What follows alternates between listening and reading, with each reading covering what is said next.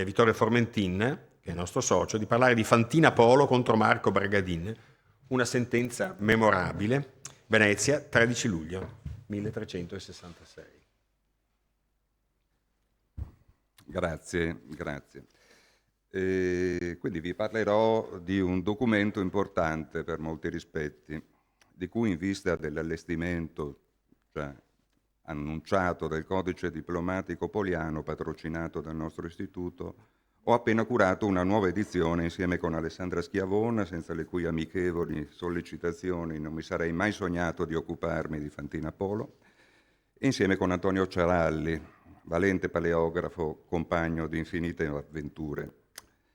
Si tratta della sentenza pronunciata il 13 luglio 1366 dai giudici del Procurator, la Curia di Palazzo competente in materia di commissarie pubbliche, cioè di esecuzioni testamentarie, affidate da un privato alla gestione dei procuratori di San Marco, la seconda carica prestigiosissima del Dogato. Una sentenza messa a favore di Fantina Polo, primogenita del viaggiatore, in lite con i procuratori de Citra Canale, che amministravano l'eredità del marito Marco Bragadin, defunto a Candia esattamente 6 anni prima, il 13 luglio 1360, ma residente in origine nella parrocchia di San Geminiano, sestiere di San Marco, donde appunto la competenza dei procuratori de Citra Canale.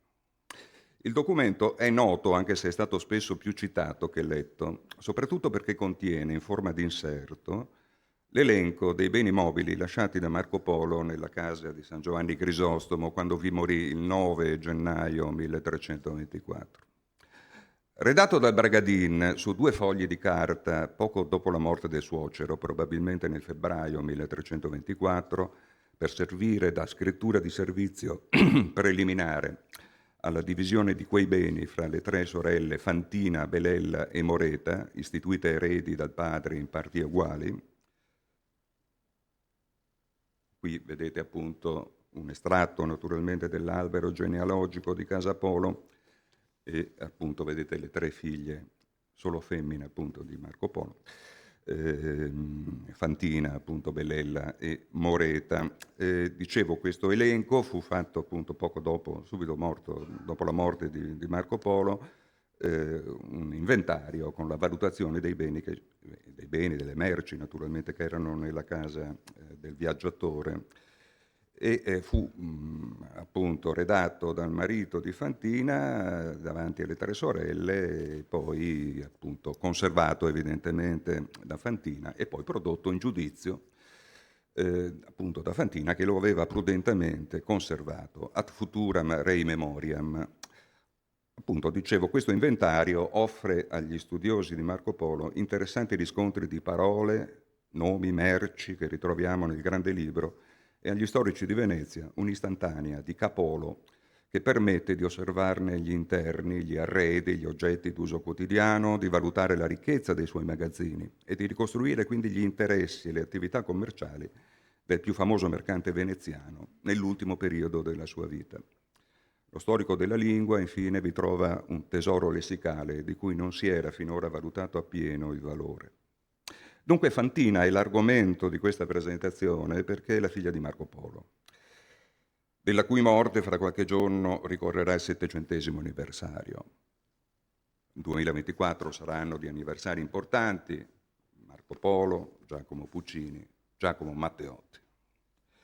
Sarei però contento se alla fine del mio discorso vi foste convinti che proprio Fantina, in sé e per sé, è un personaggio degno di tutta la vostra considerazione, in quanto esempio parlante, se non straordinario, di quel che era, di quel che poteva fare una donna veneziana nella sua città alla fine del Medioevo. È anche vero, d'altro canto, che vi parlerò della sentenza. Ecco, a sinistra avete, questa è appunto è la fotografia della sentenza, a sinistra vedete la segnatura archivistica. Attiro la vostra attenzione sulle misure, millimetri 890 x 1050, scusate, 890 fino a 1050 x 530, è un lenzuolo, d'accordo? veramente un grande foglio di pergamena. A destra invece vedete il regesto, come si dice, cioè il riassunto, diciamo, del suo contenuto. Sentenza della Curia del Procuratore a favore di Fantina Polo, vedova di Marco Bragadin, contro i procuratori di San Marco, commissari del marito defunto, in lite per la rivendicazione da parte della donna di 1/3 dei beni mobili lasciati dal padre Marco Polo alla sua morte nella casa di San Giovanni Grisostomo, terzo spettante a Fantina per effetto del testamento paterno. Vedete sotto la disposizione di Marco Polo, omnia vero alia bona mobilia, questo è il testamento, di mobilia inordinata dimitto filiabus meis Fantine bellelet morete, liberet absolute, inter eras e qualiter dividende. Quindi io vi parlerò di questa sentenza, quindi appunto dell'inventario in essa trascritto dei beni lasciati dal viaggiatore. Qui, scusate, ecco, lo vedete, l'inventario all'interno della sentenza è appunto evidenziato nel rettangolo, insomma. Naturalmente io vi parlerò quindi della sentenza, ovvero dell'inventario, perché c'è il milione evidentemente, o qualunque altro sia il titolo del libro scritto a 4 mani nel 1298 da Marco Polo e Rustichello da Pisa, insieme detenuti nelle carceri di Genova. Non si potrebbe infatti desiderare un più positivo riscontro alle lontane realtà orientali descritte nel milione di quello offerto dall'inventario del 1324. Steso da Marco Bragadin pochi giorni dopo la morte del suocero e prodotto in tribunale da sua moglie Fantina nel 1366, a tutela dei propri interessi di erede. Per valutare l'importanza di questo testo in veneziano, una semplice scritta privata, per sua natura non destinata alla conservazione, è arrivata fino a noi soltanto perché inserta in una sentenza giudiziaria, naturalmente in latino. Basti dire che è il solo documento, assieme al testamento del 9 gennaio 1324, ma direi più di esso, che ci consente di farci un'idea di quali furono la vita e l'attività di Marco Polo una volta tornato a Venezia dopo la lunga permanenza in Oriente e la misteriosa prigionia genovese. Da una parte abbiamo infatti il libro di Marco Polo con le sue lontanissime meraviglie d'Oriente e dall'altra i documenti della sua vita, della sua famiglia, come la nostra sentenza, che grazie alla meritevole iniziativa del nostro istituto ci si appresta a riproporre nella nuova veste del codice diplomatico poliano coordinato da Andrea Nanetti, impresa che rinnoverà su più solida base filologica e con importanti incrementi documentari la mai abbastanza lodata ma inevitabilmente invecchiata raccolta di Giovanni Orlandini nel 1926. Questa contrapposizione, stavo per dire polarizzazione, poi sembra un gioco di parole, tra indeterminato, il libro, e determinato, i documenti d'archivio, è un aspetto non secondario, a mio parere, dell'inesauribile questione marcopoliana. Mi spiego. Che un documento notarile e giudiziario fornito di una precisa data, topica e cronica e per definizione autentico, sia un elemento determinato è un fatto che non ha bisogno di spiegazioni. Credo sia utile invece chiarire brevemente gli elementi che rendono il milione un'entità sfuggente e indeterminata. Questi elementi sono: 1. La duplicità dell'iniziativa, ossia la coautorialità, la convivenza di un actor dictator con un auctor scriptor, secondo la formula di Barbieri, con la conseguente incertezza di quel che spetti a ciascuno dei due nel prodotto finale. 2. La difficoltà di collocazione di genere per un'opera oscillante tra diversi modelli concorrenti, la relatio etnico-geografica, la pratica di mercatura, il romanzo cavalleresco. 3. L'identità linguistica debole, questo è un concetto importante a mio parere, assegnata al testo originario, forse per una consapevole scommessa dei due autori. Un testo, quello del milione, che fu steso, come sapete, in una specie di lingua franca, mediterranea, mista di italiano e di francese. Lingua scelta, si direbbe, per opporre la minor resistenza possibile alla sua immediata traduzione nei principali idiomi d'Italia ed Europa, toscano, emiliano-veneto, francese oitanico, catalano, eccetera, fino al latino dei dotti e degli ecclesiastici. 4, e ultimo elemento di indeterminatezza, il preponderante interesse pratico da parte dei lettori, certamente, ma probabilmente anche degli autori, per l'aspetto informativo, descrittivo, referenziale del dettato, rispetto non solo all'espressione dell'esperienza individuale autobiografica, ma anche alla forma espressiva, la lingua, insomma, e dunque inevitabilmente all'effetto poetico del testo. In questo senso non si potrebbe davvero pensare a un'opera più veneziana del Milione.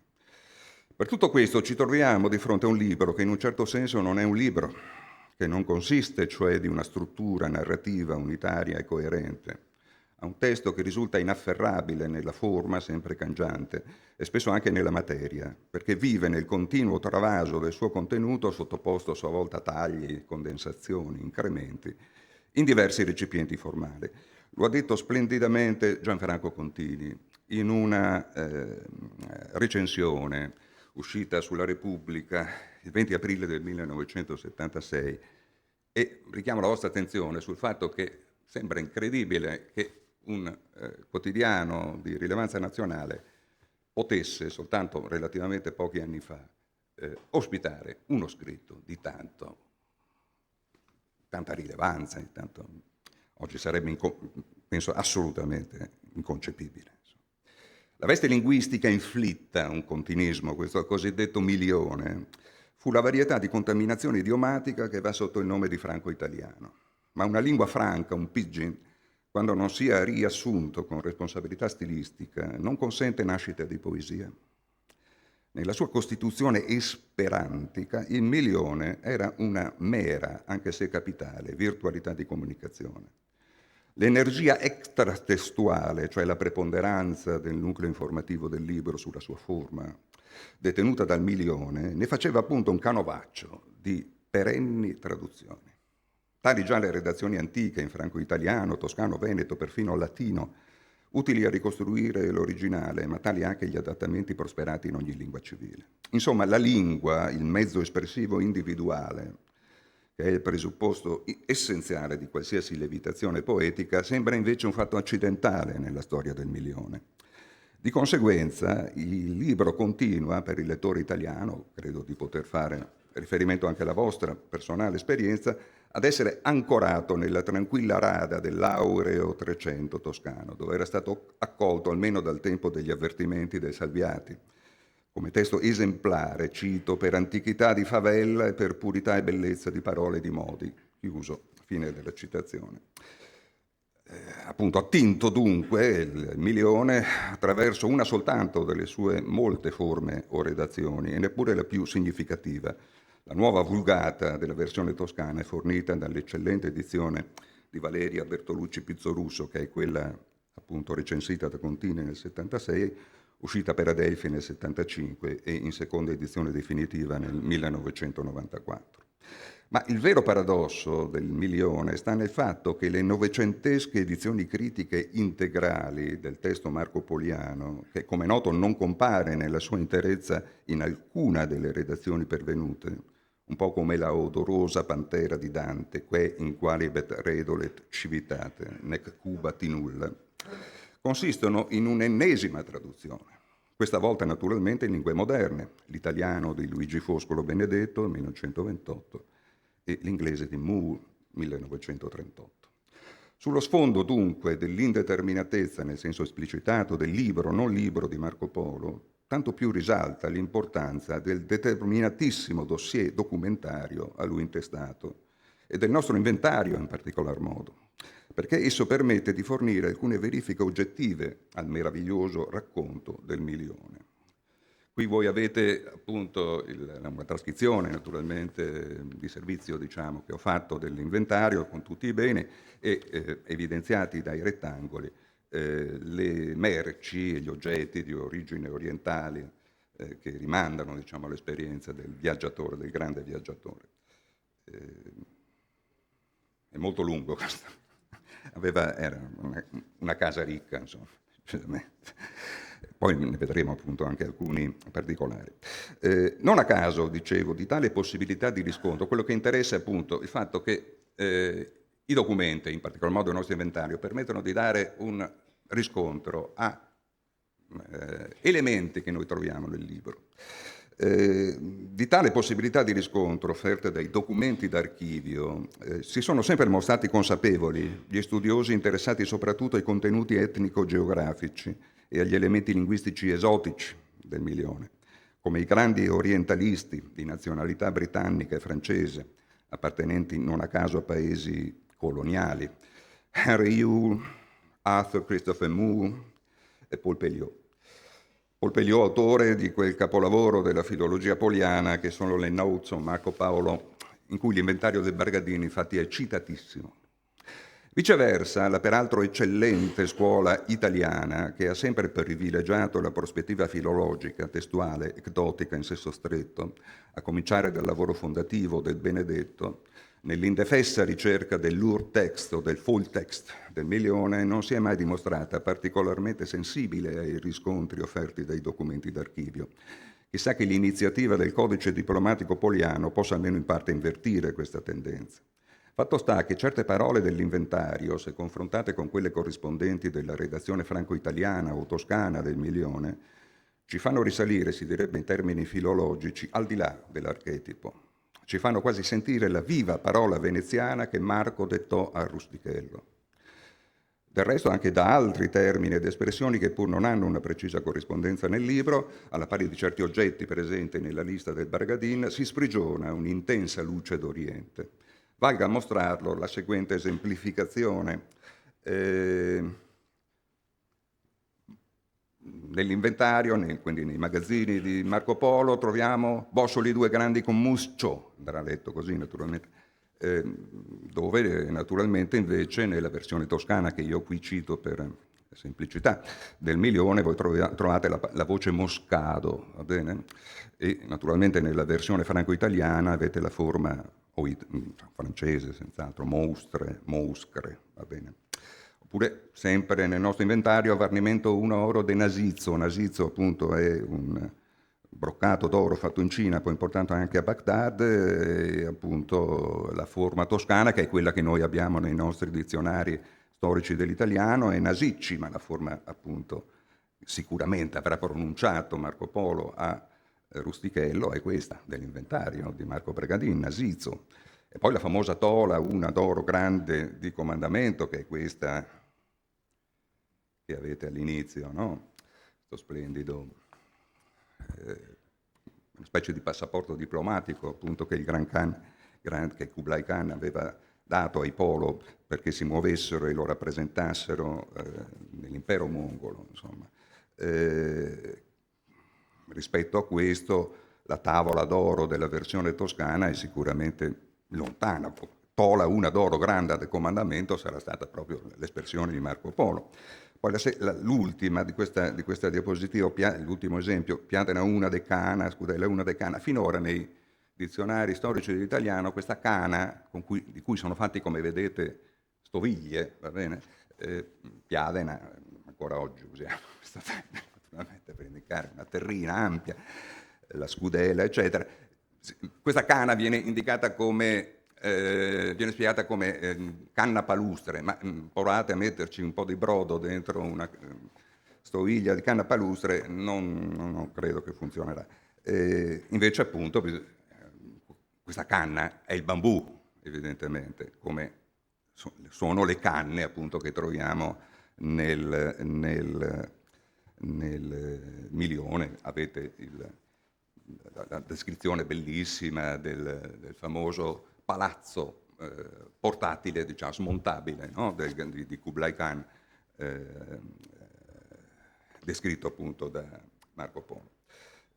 In altri casi invece ci sono oggetti, merci appunto, che non hanno riscontro diretto, diciamo, nel Milione, però sono sicuramente d'origine orientale e sono forse stati, almeno in alcuni casi, portati da Marco Polo dalla Cina nei suoi lunghi anni di permanenza. Il Kamoka Bakami, chi ha Kamoka che Bakami vuol dire quindi, come dire, un tessuto di seta preziosa, anche a oro, diciamo così. Bakami è un aggettivo di colore che significa di colore rossiccio, diciamo tendente al rossiccio, è il nome del verzino, il famoso albero il cui legno serviva per tingere in rosso.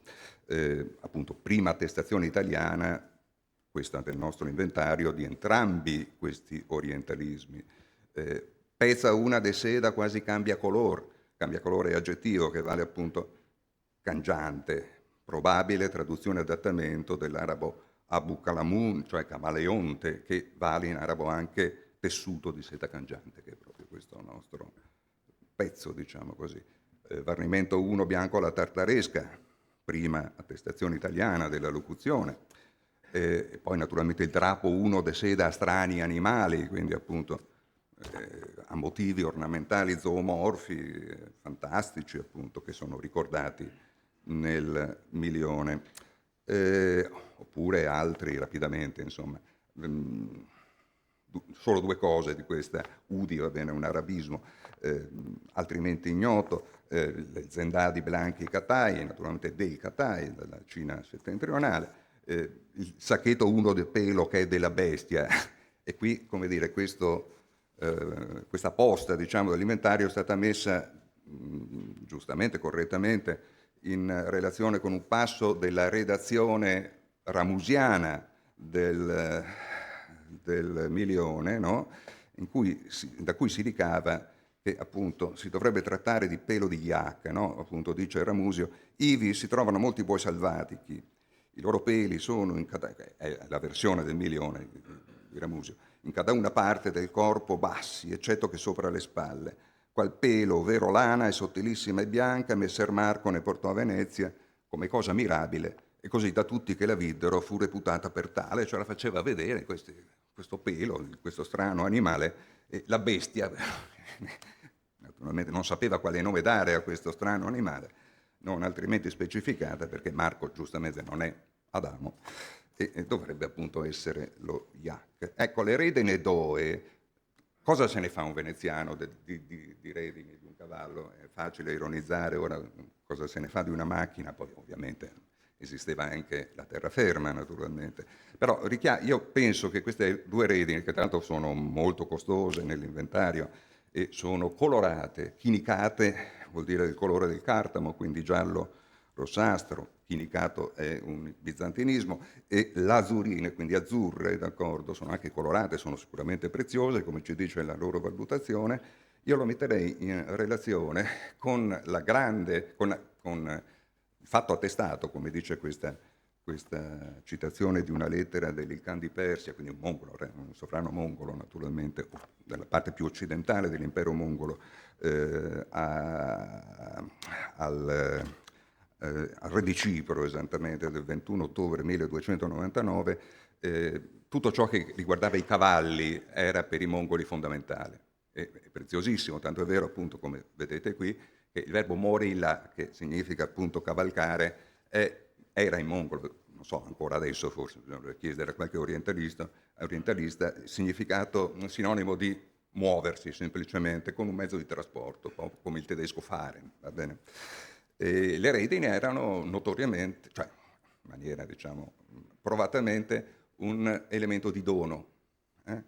Tanto è vero appunto che dice, si rivolge, mitimus vobis unum ciambur, persiano ciamburi, redine, briglia, appunto, lettera di Gazzana, eccetera. Quindi anche questo è certamente un elemento probabilmente da porre in relazione. Sbarazzatici, per così dire, dell'ingombrante padre, concentriamoci ora sulla figlia. Per farlo dobbiamo gettare uno sguardo nell'intimità di una famiglia infelice, e sappiamo che se tutte le famiglie felici si assomigliano fra loro, ogni famiglia infelice è infelice a suo modo. E quale fu il modo di Marco di Fantina? Disponiamo di una fonte d'archivio che può aiutarci almeno a farcene un'idea, la commissaria di Bragadin.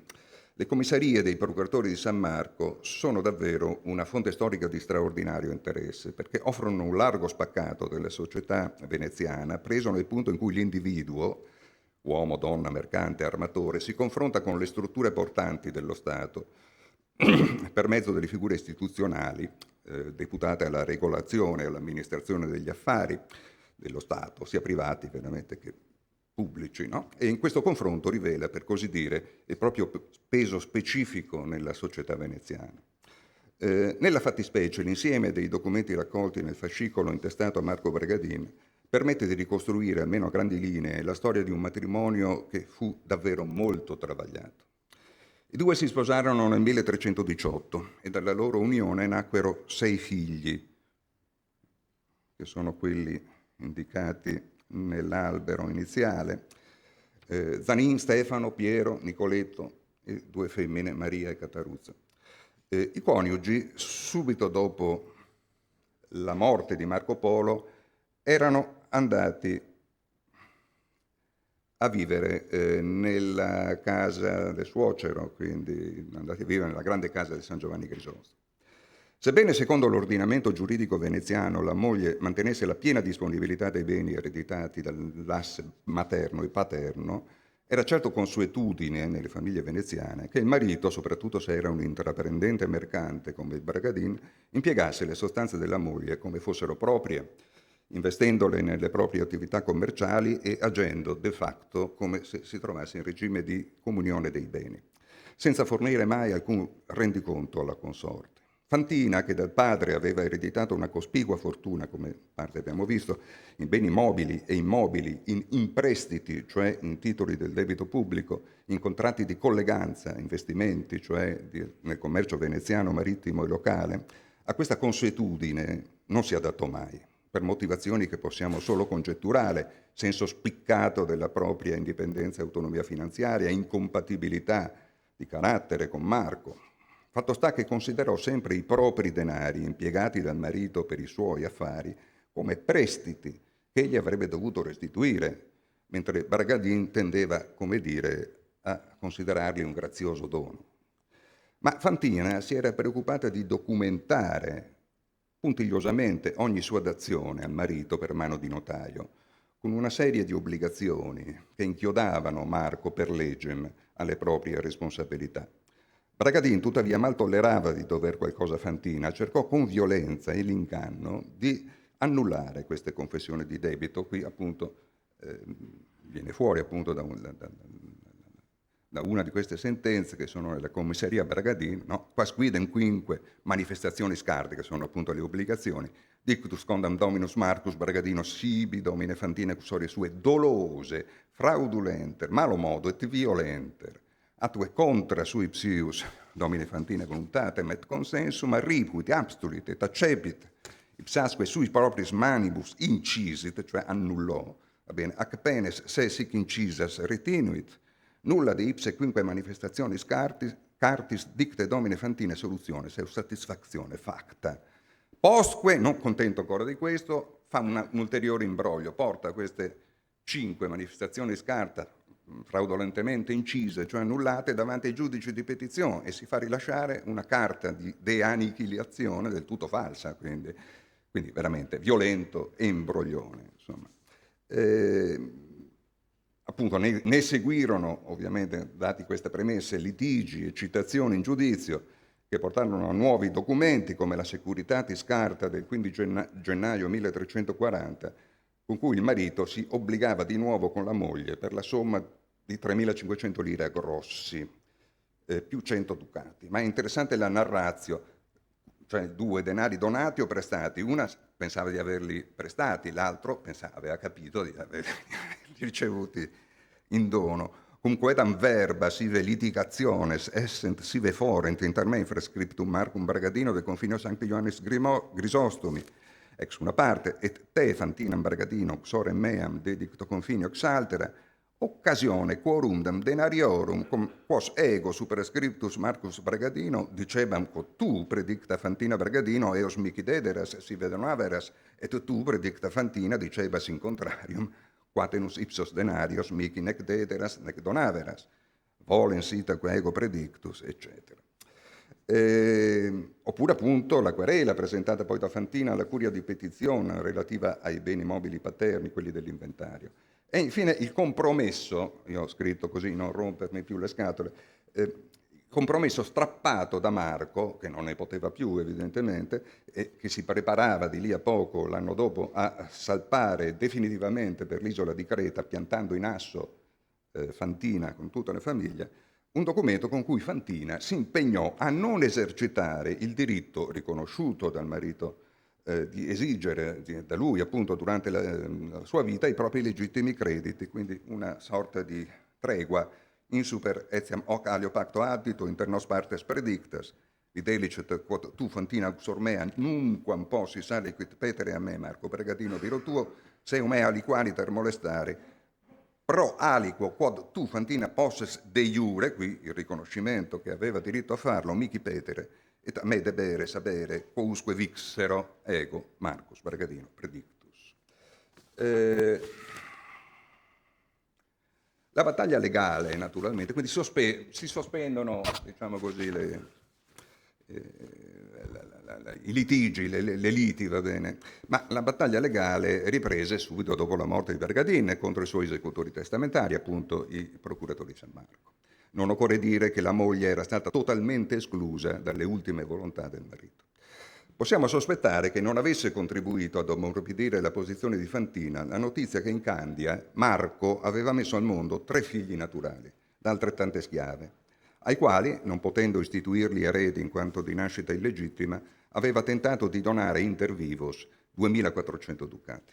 Dico aveva tentato perché i relativi atti del 30 gennaio 1359 non furono mai redatti in pubblica forma dal notaio Domenico Grimani, a cui erano stati rogati. Come vedete, quindi Jacobello, manifestum facio ego Marcus Bragadino, cum meis eredibus dono transacto, Jacobello Bragadino, figlio meo naturali, nato ex Lucia Sclava, ducatos 1000 auri boni et justi ponderis. Non basta questo, poi ancora appunto manifestum facio, cum meis eredibus dono transacto, illi creature, non si sa ancora, era appunto de qua presenzialiter est pregnans Maria Sclava mea, eccetera, eccetera. Fantina vinse non una, ma tutte e 3 le liti intentate contro i procuratori.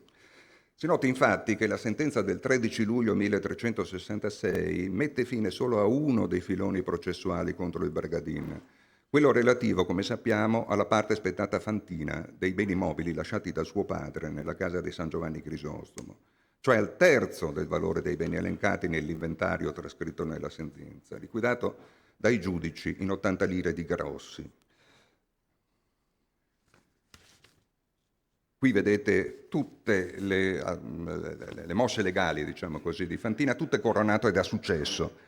Appena morto, subito il sequestro dei beni nella commissaria di Banco Bragadin, richiesto ottenuto da Fantina il 5 dicembre 1360. Sequestravis in manimus nostras omnia bona expectantia uius commissariat petitionum domine Fantina Bragadin. Poi subito si fa ridare la dote, quietanza del 5 giugno 1361, 625 ducati. E poi appunto le 3 sentenze.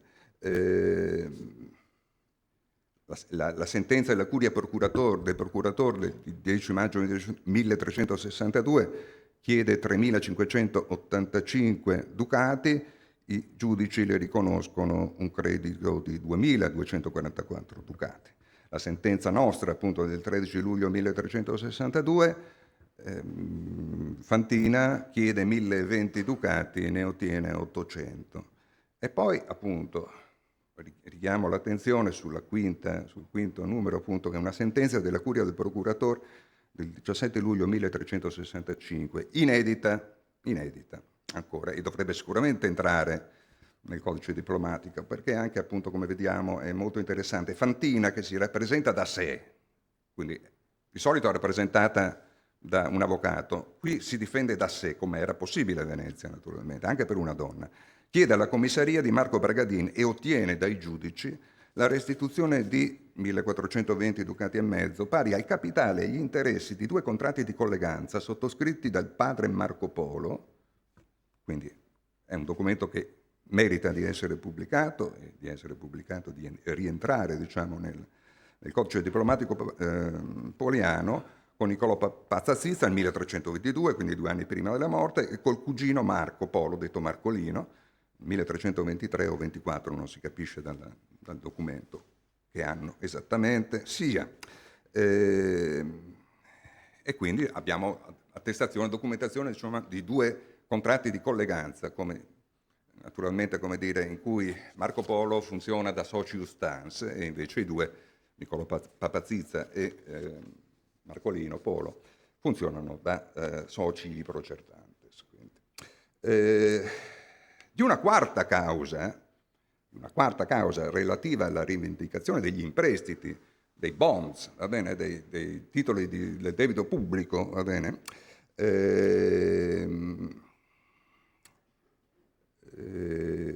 naturalmente sia del padre, ereditati dal padre, sia suoi propri, tutti gestiti dal Bragadin, senza fornire alla Polo nessuna rendicontazione, ci è rimasta nella commissaria soltanto la documentazione della fase istruttoria. Si tratta, tra capitale e interessi, di altri 2.220 ducati. La somma complessiva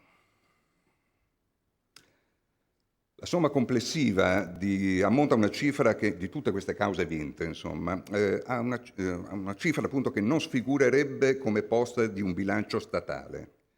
La summa summarum ottenuta dalla commissaria del Bragadin ammonta infatti a 5.090 ducati, senza contare i 2.220 degli imprestiti. Tanto per dare un'idea, a Venezia la retribuzione annuale di un maestro di scuola nel 1343 era di 4 ducati. Il salario del massaro di Zecca, un nobile, verso il 1360 era di 70 ducati all'anno.